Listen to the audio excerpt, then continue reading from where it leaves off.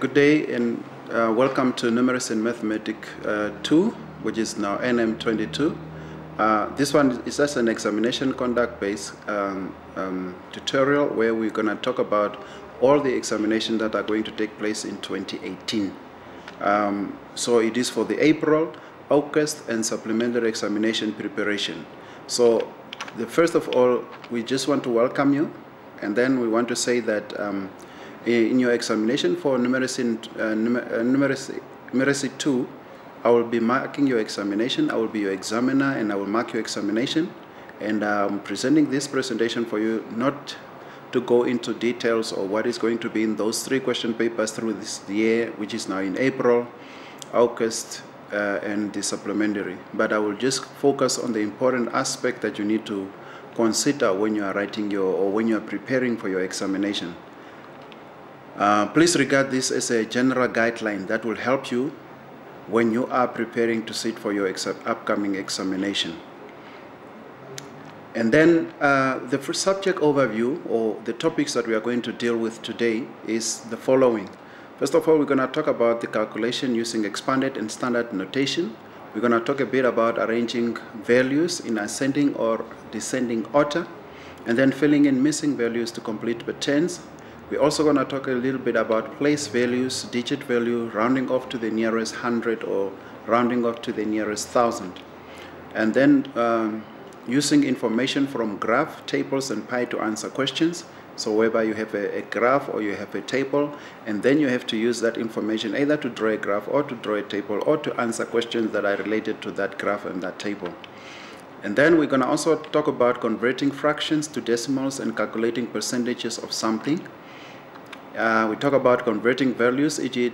tons to, for example, tons to kilograms, grams to kilograms, cubic centimeters to milliliters, and adding values of different units. For example, you have been asked to add 3 kilograms to 500 grams, or you have been asked to add any other values, but the values are not similar. So we also want you to know how to do the conversion first before you add or you subtract or you divide this type of values. And then also we talk about converting time. For example, you need to know how to convert hours to days, months to years, years to centuries, and stuff like all the vice versa.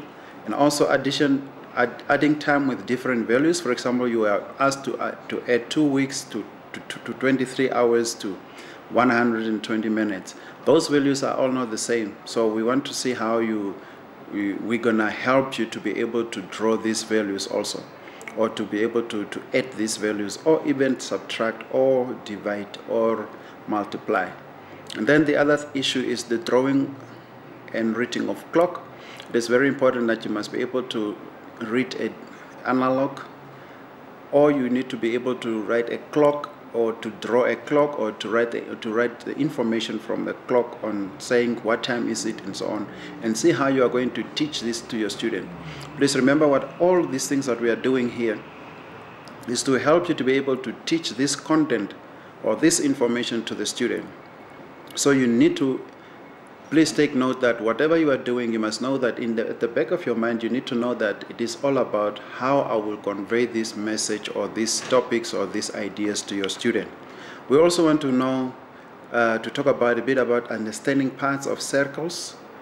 The circle has different type of parts, and you need to know all these parts, and you need to know what they have been called and how to name them. And the type of lines, also calculating areas, for example, perimeters and circumferences and quadrilaterals.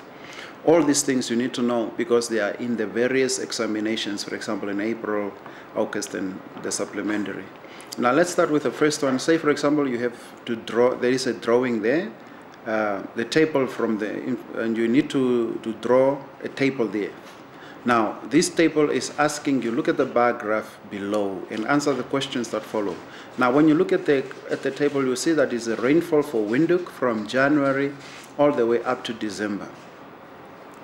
Now, the rainfall differ, you can see from January, it was around 220 there, the other one was 500, and the other one was 200, and so on and so on.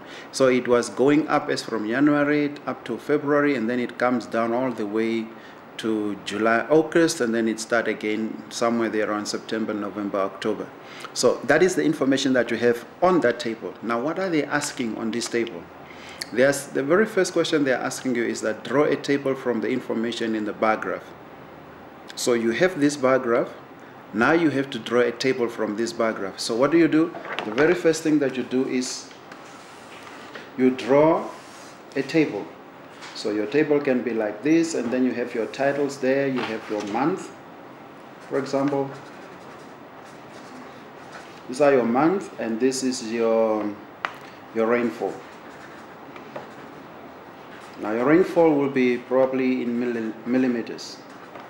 Now, first of all, you have to list all your months here. You have your January, February, March, April,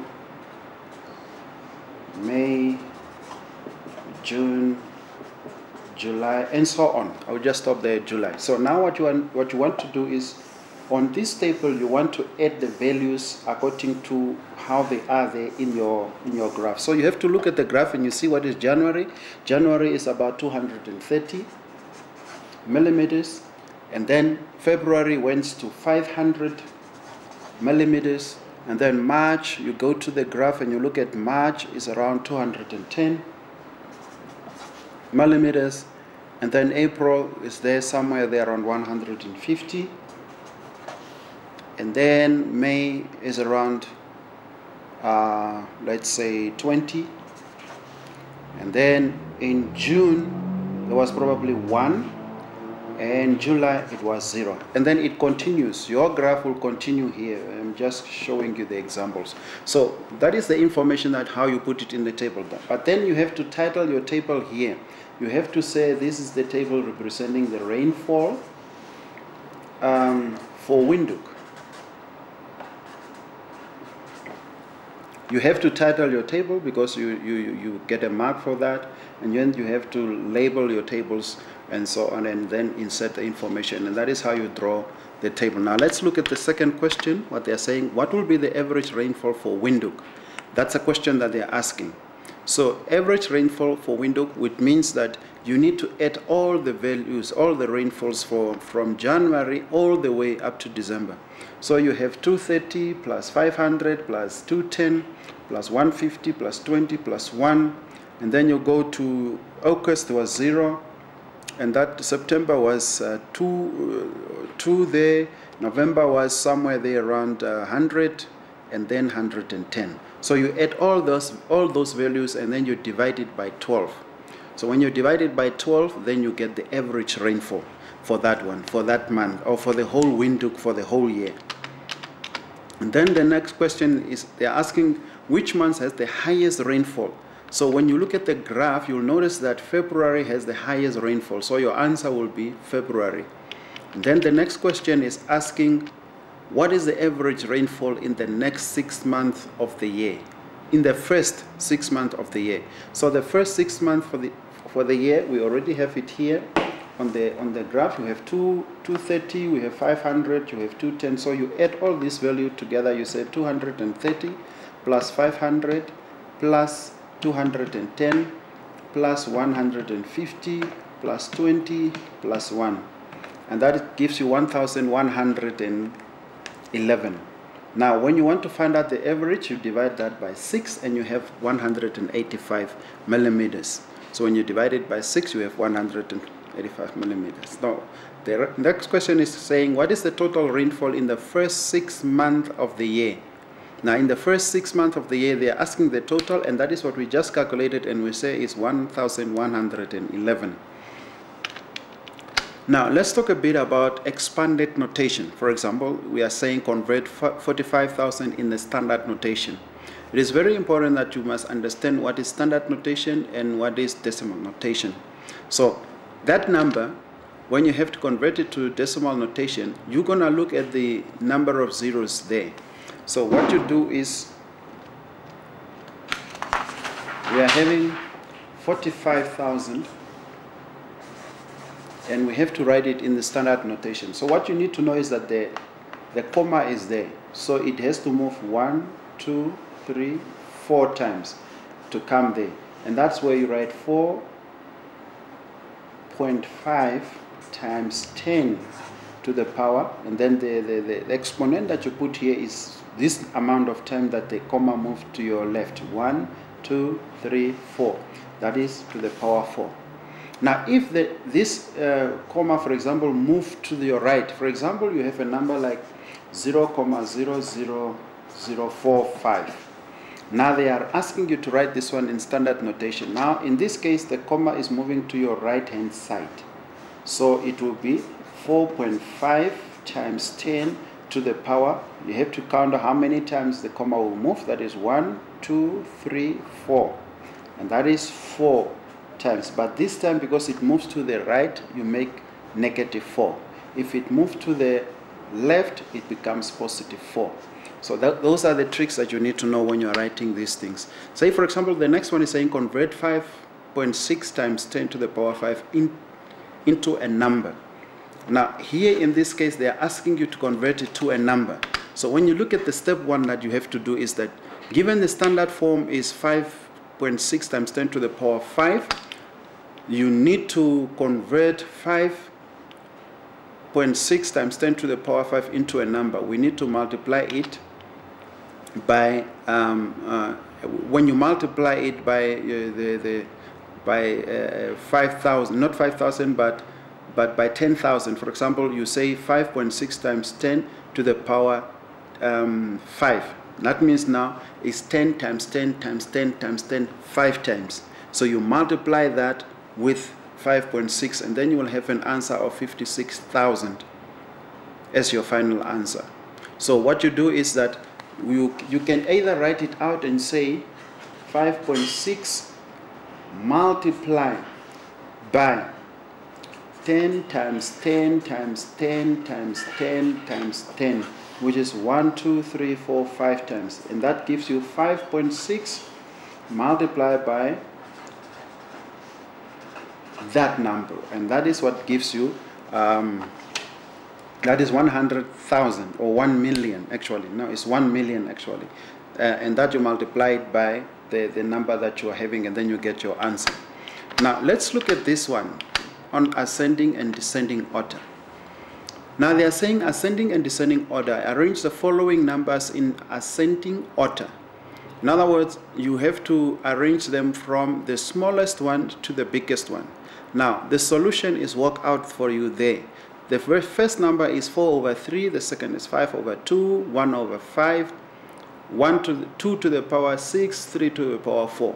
Now when you say 4 to the power 3 means it's 4 times 4 times 4, and that is equal to 64.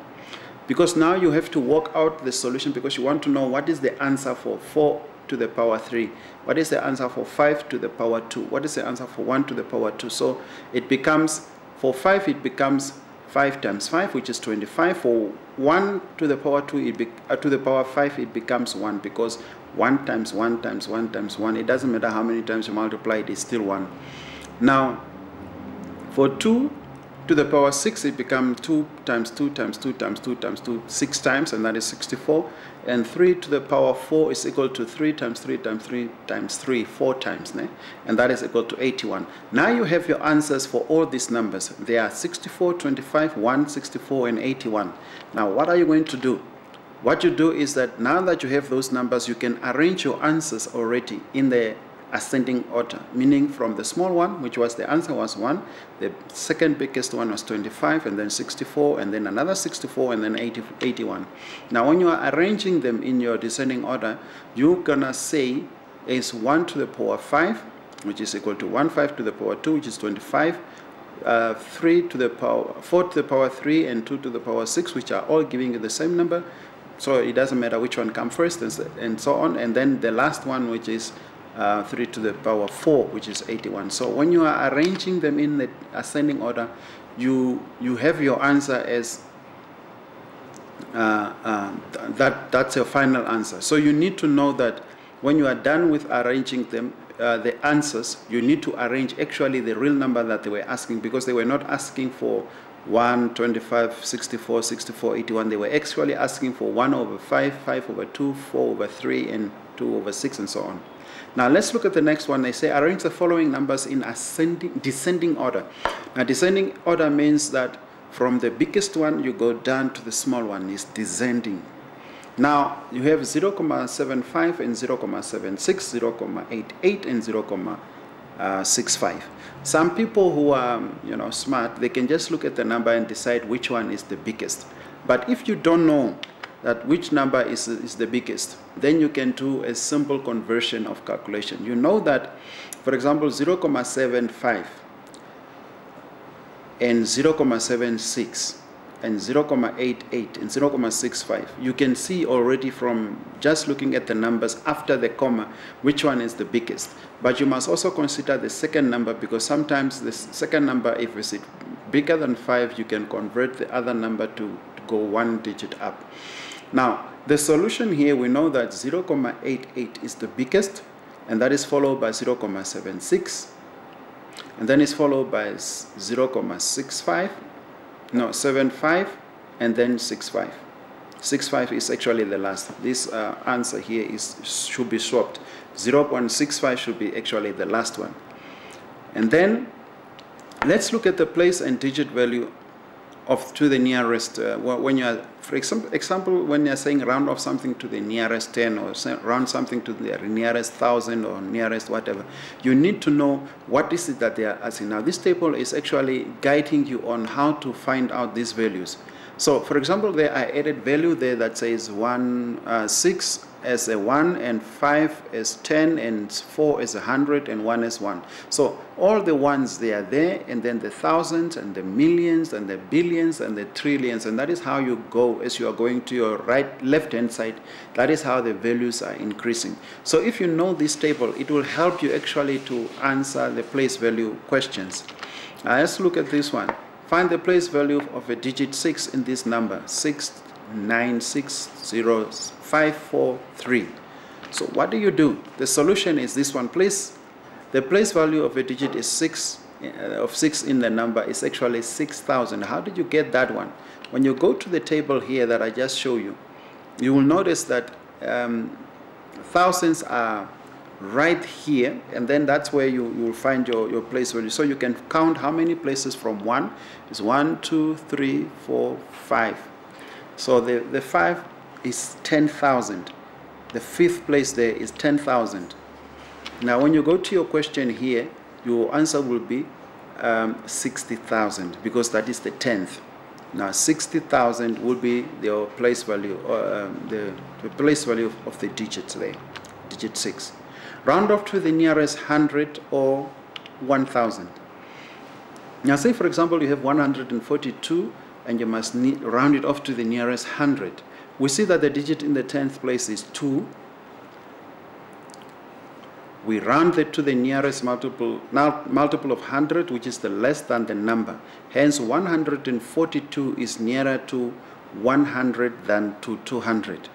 If this number, for example, was 150, then your answer will be 200, because the 5 is actually a greater number. If it was 160 or 170, it will still go to 200. But because it is less than 150, is 142, the answer will just be 100. Now let's look at the next one. Is 486 to the nearest 500, for example.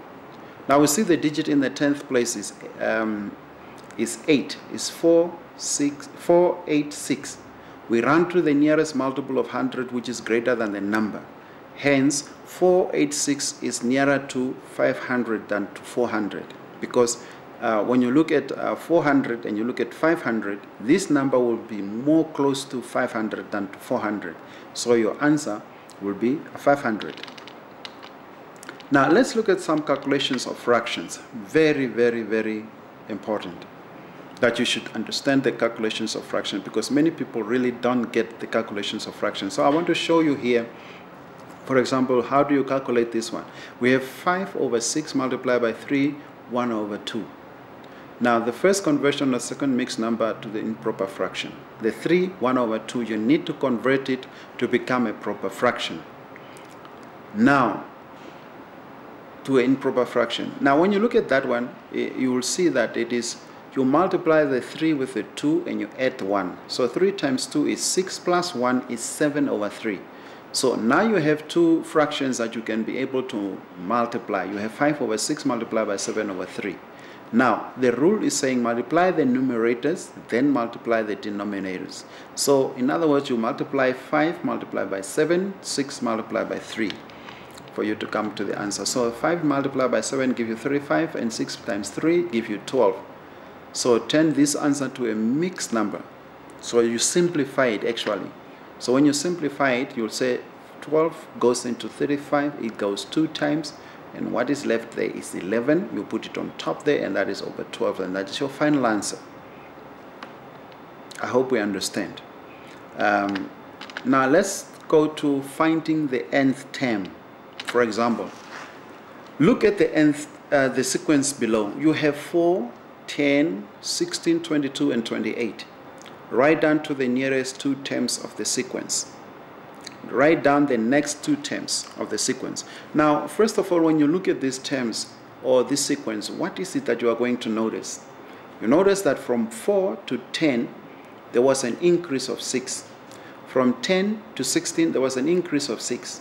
From 16 to 22, an increase of 6. 22 to 28, an increase of 6. So, in other words, you can actually write the next 2 terms just by adding 6 to the previous term. So if you have 28, for example, and you add 6 to 28, your answer will be 34. Now, if you add 6 to 34, your answer will be 40. So our next 2 terms will be 34 and 40. Very simple as that. Now, for each term seems to be 6 larger than the previous. Therefore, 34 and 40 will be our next term. But you need to know how did you get 34 and how did you get 40.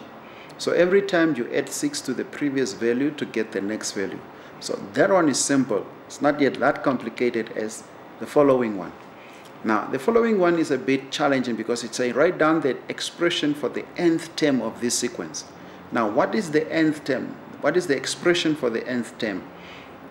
Here we have, so the nth term, how do we write the nth term actually? So here we have 6n minus 2. Now, where does that one come from? Now, the 6 stands for the number that you add every time to the other number. And then the n. The explanation is actually very simple. When you look at 6, and the n is the number of, for example, 4, 10, 16, 22, 28. So, in other words, if you put, because you want to write the expression now for the following nth term, so you will notice that the 6n minus 2, it means that 6 multiplied by that number minus 2 must give you a certain number. So the first number, for example, say for example your first number is 1. So you put 1 in the place of n, and that becomes 6 times 1 minus 2, and that is 4. If you put the second number in the place of n, and you put, for example, your number probably may be 2, then it becomes 12 minus 2, and your answer is 10. If you put 3, it becomes 3 times 6, and that is 18 minus 2, it becomes 16. You see how you are finding those terms that are up there. And then, let's say, for example, the fourth number, you put a 4 in the place of n. Then you have 6 times 4 minus that is 24 minus 2 is 22. I'm not sure whether we understand, so let me write it down here for one to see. The expression is 6n minus 2. For example, now your sequence here is 4, is 10, is 16, is 22, is 28, we say is 34, is 40. And this is the expression that we are getting.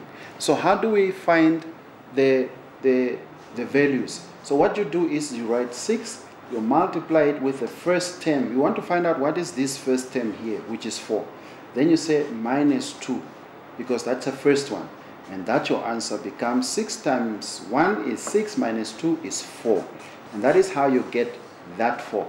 Now let's look at the 10. You do the same. In the place of n, you write 2.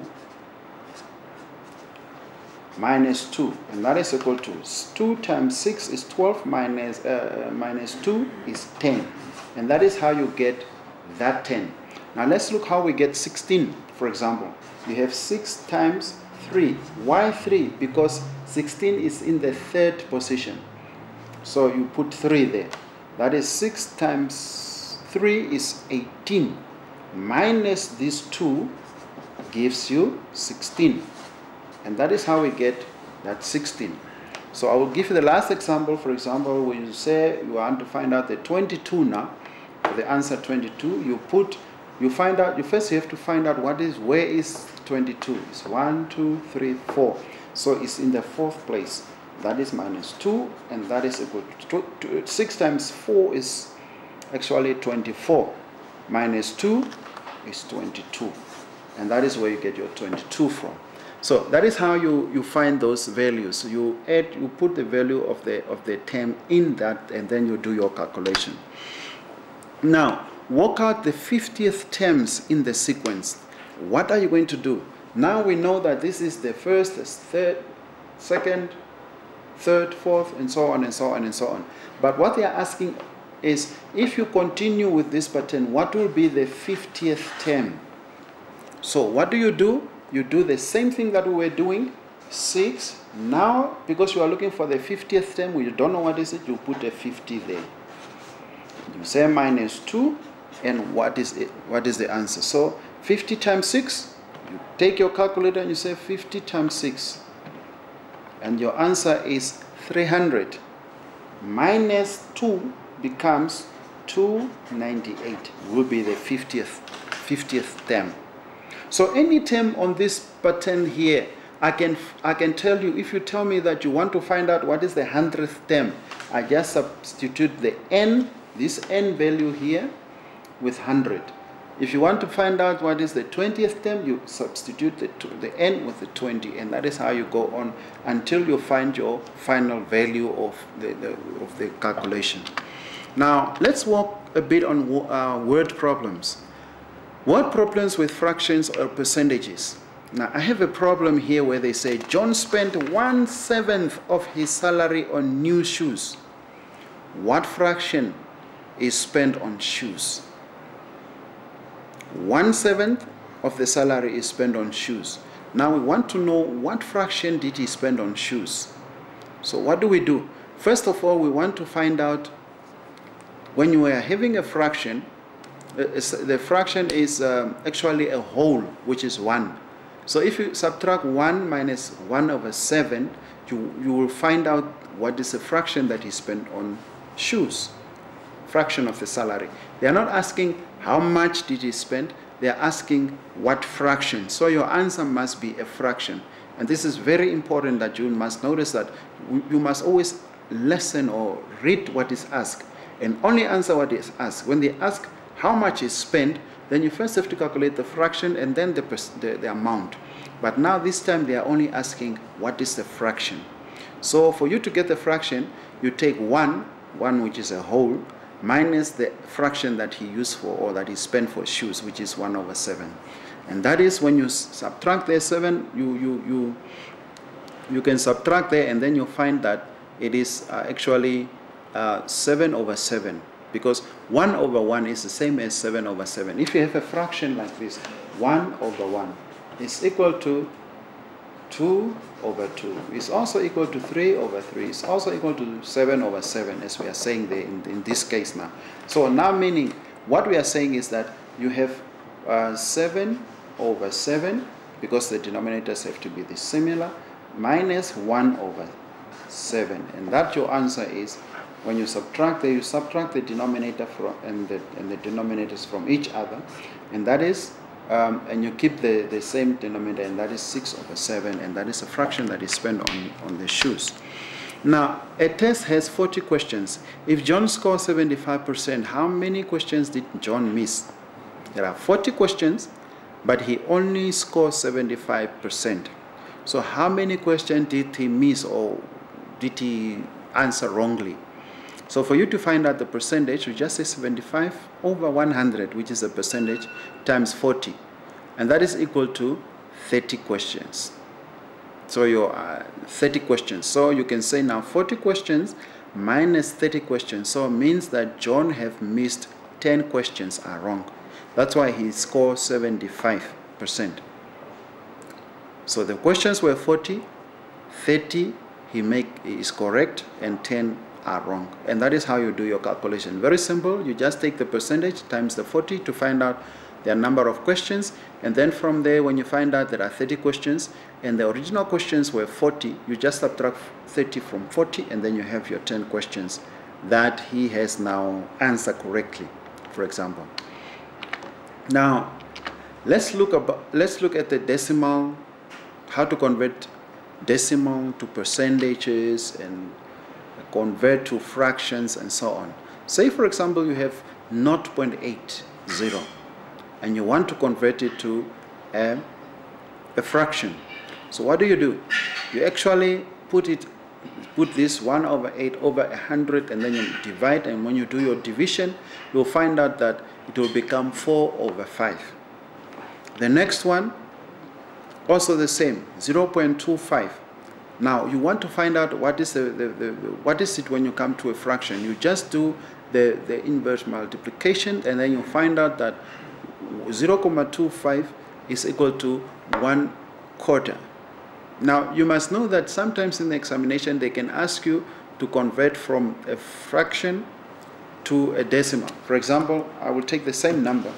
Say for example they say 4 over 5, but now you need to write it as a decimal, or it's a decimal number. So what do? You divide 5 divided by 4, and you know that 5 divided by 4, it will go just 0 time. It cannot goes in there.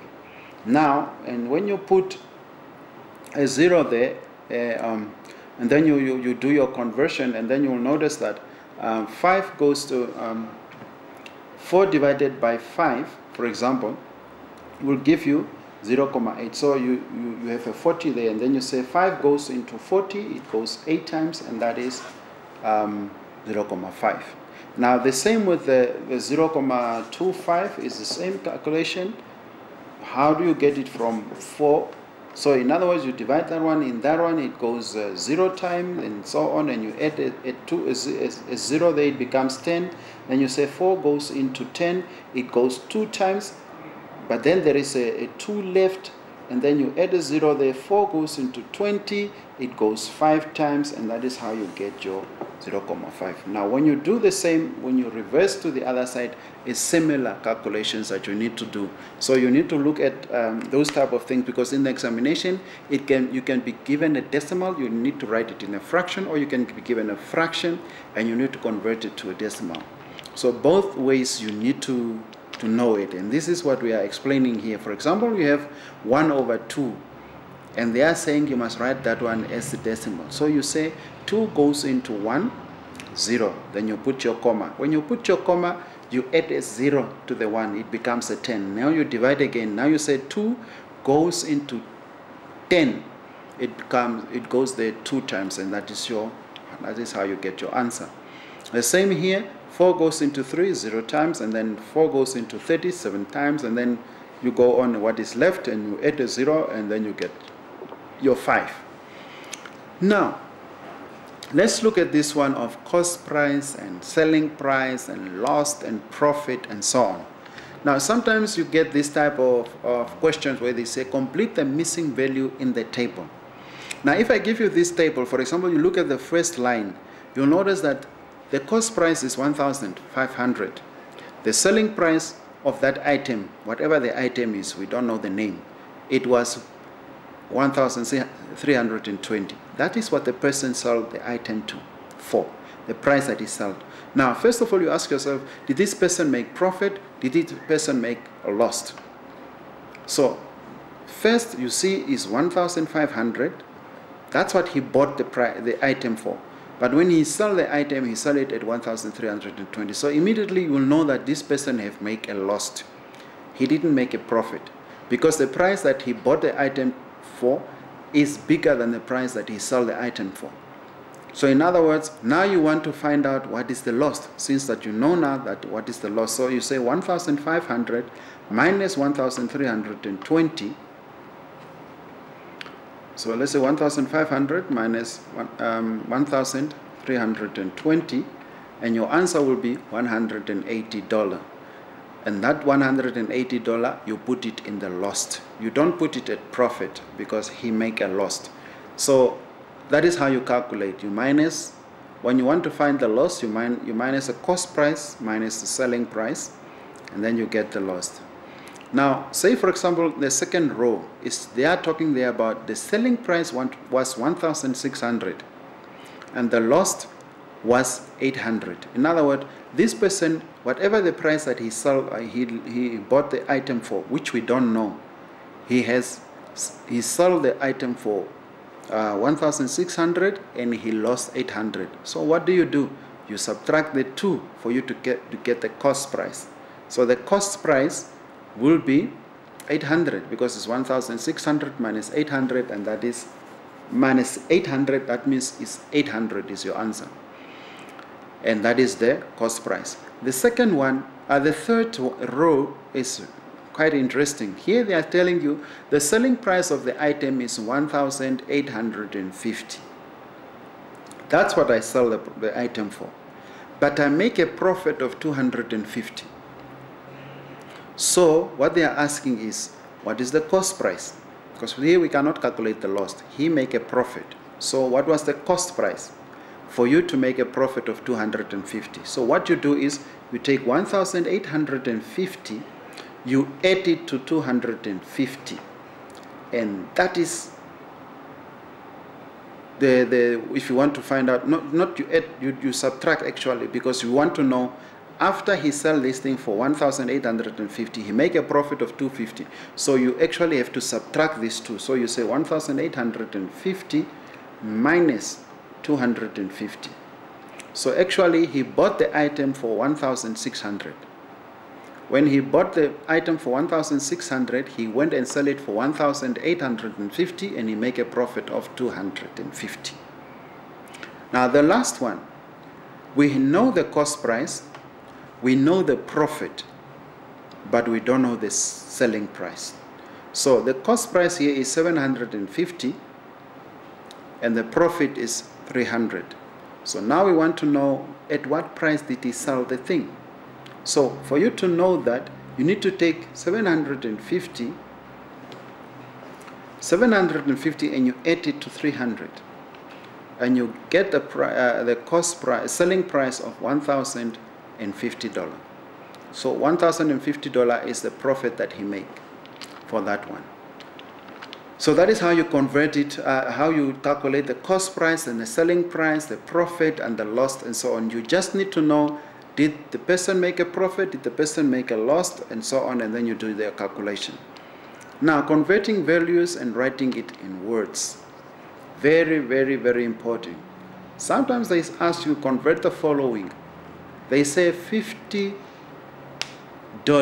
to cent. So for you to convert $50 to cent, you need to know how many cents is actually in $1. In $1 there are 100 cents. So if there is 100 cents and in $1 and you have $50, how many cents will you have? So in other words, I'm going to have 5,000 cents. 900 cents to dollars. Now we have cents, we want to convert it to dollar, and we know that in $1 there is 100 cents. So you do the division, that 900 divided by 100, it gives you $9 as your final answer. Write the following in words, for example. It's very important that you need to know how to write numbers in words. The one that they're asking is 1,450 Namibian dollar 30 cent. So how do you write that one in words? So you have to write it out. 1,450 Namibian dollars 30 cent. That's how you write it. The second one is 85 cent. So how do you write that one in words? You just write 85 cent, because there is $0, there is no dollars, there is actually just 85 cents. Very simple. And now sometimes it becomes complex. For example, this one, we have 1,350,000. So you need to write that one, 100,350, not 1 million, 100,350. So you have to write that one in words. How do you write it? You just write it as I'm pronouncing it, 100,350 Namibian dollars. It's very important that you must write the units of whether it's it dollars, whether it's it milliliters, whether it's it liters, whether it's what. You need to write it also in words. Don't just write 100,350. Then you will get only 1 mark if there is 2 marks, because you didn't write Namibian dollar or US dollar or rand or kilograms or grams or whatever. You need to write that one also out fully in words. Now let's look at converting values again as we continue. Now say for example they are giving you this table and they say convert the following values into units in the table. So they give you the units, which is now tons, sorry.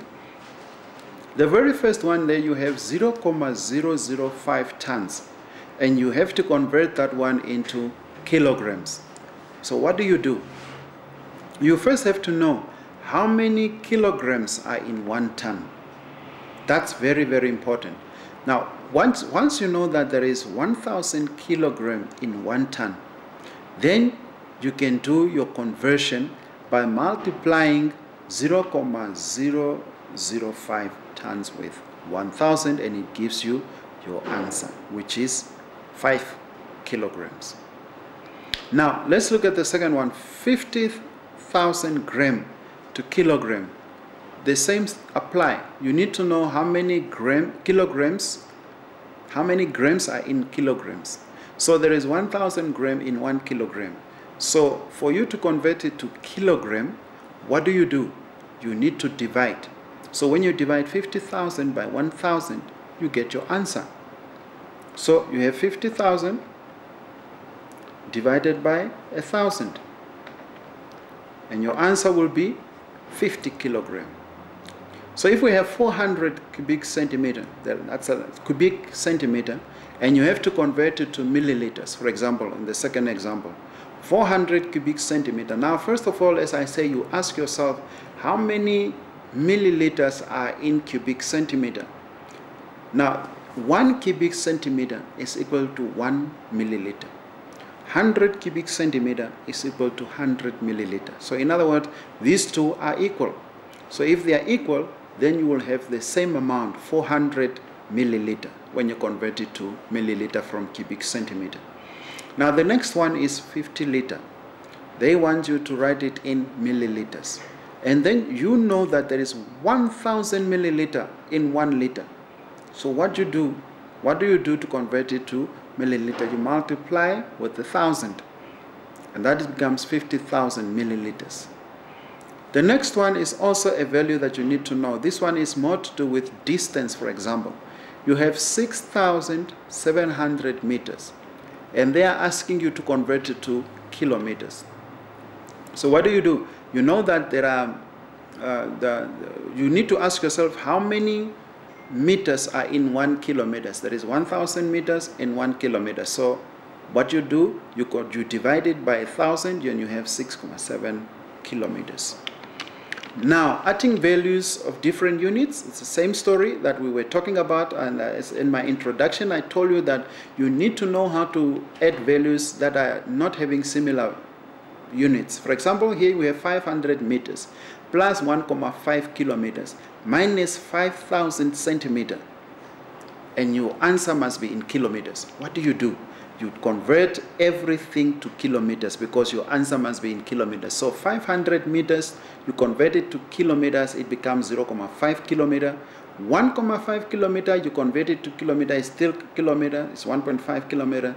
And then the other one is minus 500 centimeter, you convert your 5,000 centimeter to kilometer, you get 0,05 kilometers.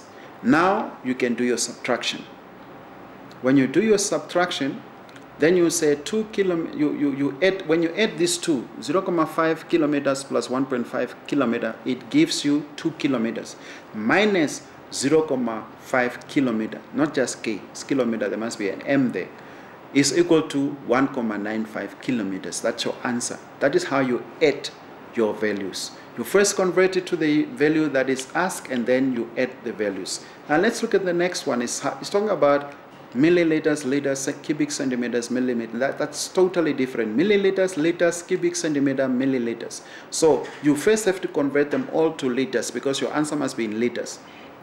400 milliliters is equal to 0.4 liters plus 5 liters plus 2 liters plus 7.4 liters when you convert all those ones, and then your answer will be 7.4 liters.